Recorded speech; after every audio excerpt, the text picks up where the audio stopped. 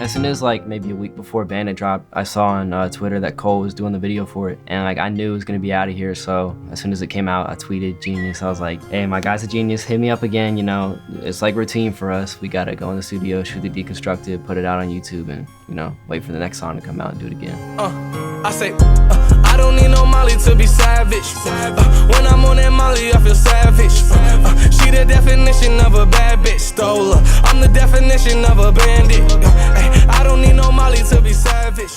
I mean, I made this beat May 10th, 2018. I think the focus then was like just making stuff for Juice's album that was coming out then. I think it was Death Race for Love. This was one of the beats, and I think he did a song to it, and like it didn't come out on the album, and I was like confused. And then like a couple weeks before it came out, I found out that it leaked because I didn't even know. The leak did like hype fans up a little bit. I think the YoungBoy feature 2 added on more hype to it because they didn't know like what song he was getting on at first. I mean, pretty much when I made the beat, it was like another one of those days where I just like cook up a bunch of stuff on like, I have a Twitch stream account, and like I just go on there and like live stream for like hours on hours, like making beats. It was like just another one of those beats that I made, and then I just put it in a folder and shot it over, and like then came the song. There's been like music recently that I made that when I first made it on Twitch, everybody's like, what is this? You should structure the beat like this. This is trash. This is trash. And then when I get an artist on the song and it comes out, they're like, oh, this is so fire. This is the best thing I heard in my life. I like being experimental and doing stuff that you wouldn't do. It's like the point is to break the rules.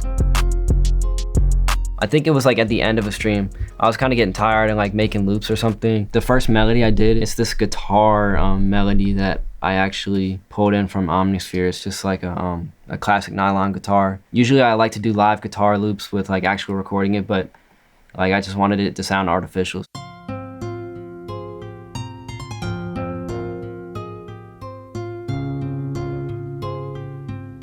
When I was making the melody, it reminded me of like, I don't know, Zelda or something. It gave me like strong video game vibes.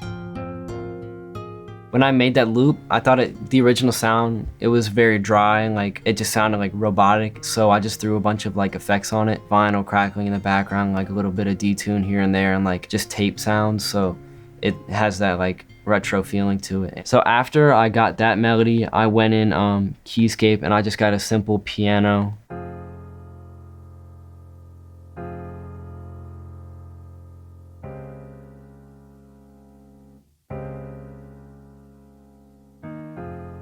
It just sounded really dark. It feels like a Halloween movie it could be in. Like it complemented like the jungle type of vibes I got from the main guitar. It just felt like medieval to me. Like it was fire.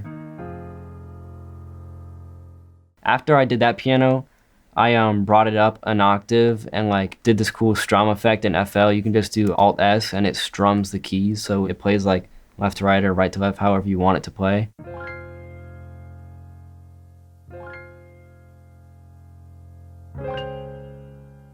I mean, when I put that sound in, I thought it was cool, but like, I just like experimenting with the stuff. So I just like, I hit the keys and I thought, oh, this sounds cool. But I was like, let me exaggerate it and just make it sound like overly strumming. Like nobody would play it on the piano like, but it kind of has like a harp sort of feel, but it's playing a piano. So it just sounded cool to me. After I had that part, I went in and I added this sound that you could really just tell. It's what gave it the video game vibe. It's just an ARP I got from Electra X, I think. The keys that I played on it are the exact same as the Keyscape. I just copied it and then pasted it over.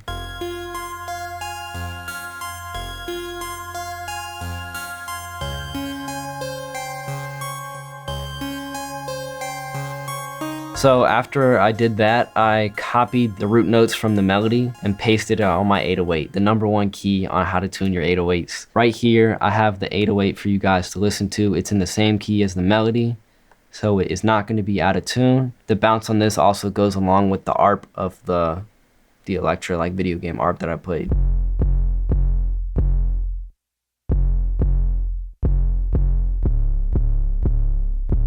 Probably my favorite beat ever has to be Mr. Me Too by Pharrell. Come on with it. Star Trek. Niggas is haters. I'm doing deals like the majors. Ice cream sneakers, I signed my first skater. The 808 slaps so hard in it. It hits and it slowly drops and then it hits again and it like keeps coming back. So it has like this pulsing feel to it. And it's like just the right keys and like the beat slaps. Shout out Pharrell. He's probably like my favorite producer. Like, and we're both from Virginia, so. Okay, everybody need Mr. Me Too. So after I had the 808, I just went in and added a good old two-step hi-hat pattern on top of it. It's just like fundamental to the track. So I didn't want it to be like crazy because the melody already had the bounce to it. Like you don't need like 4 counter melodies and you don't need like 8 melodies and 2,000 drums on the track. Like the biggest songs have the fewest tracks because there's a lot of room for artists to sing melodies on. I didn't get that until I started getting in sessions and like hearing what they really picked and hearing what they didn't. And I started to realize, oh, they like melodies where it's a lot of room for them to breathe on. After the hi-hats, just added a simple clap like always with these beats. So after I had the clap, I just laid down a background snare like for more groove. And I'm gonna play it with the clap in the background so you can hear the context of it.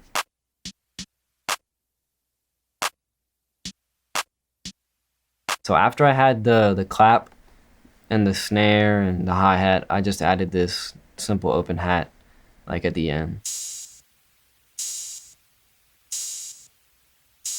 I had the beat done, but I thought like the hook, there could be more energy, like the beat can pick up a little bit. So I threw in a kick at like the last minute, just pasted the 808 pattern on there. And like a good trick for you guys, like if you want to like learn how to like put all your kicks on like the same note, like if you drag in the 808 pattern and it's just like all over the place, if you just do like Alt K in FL Studio and just like select a note like this, it just puts it all on like one note. So then you don't have the kicks like doom, doom, doom, doom, like all over the place. So this is what the kick pattern sounds like.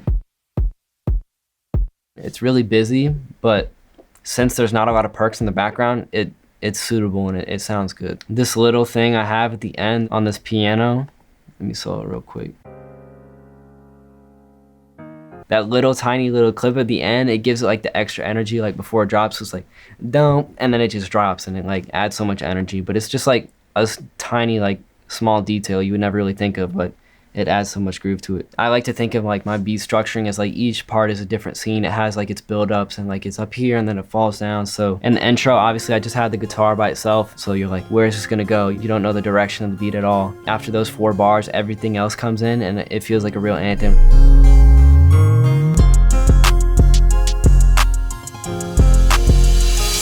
When she in the feelings, I could read her like a book. No take no beretta, effing on me, am I understood? Yeah. I don't need no Molly to be savage. When I'm on that Molly, I feel savage.